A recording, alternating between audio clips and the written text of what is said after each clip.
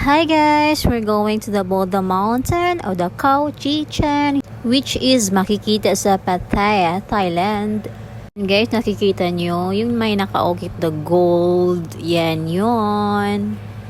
We're here guys. So ito yung entrance. So kung pupunta ka dito, kung magtatanong ka kung may bayad, wala po siyang bayad. Libre po siya. Pero galing ka sa Pinas, of course, mamasahe ka. So ito na siya, may nakikita kayo mga pictures dyan pagpasok nyo.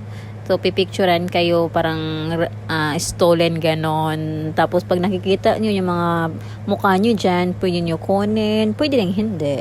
Up to you. Kita nyo, it's a verdant surroundings. This mountain guys is landmark siya sa Pattaya.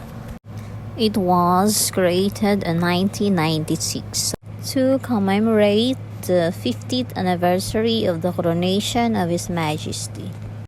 According to the Forest Training Department, around 1,000 monkeys were living around the mountain in 2015, guys. This Buddha Mountain is a popular place for some celebration, guys, and dance performances.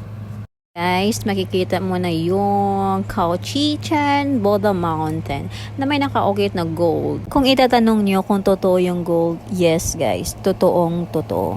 Parang yung the one mo, totoong totoo. Sana all! Ayan guys, makikita nyo ang daming tao. So, binibisita talaga yung place na ito.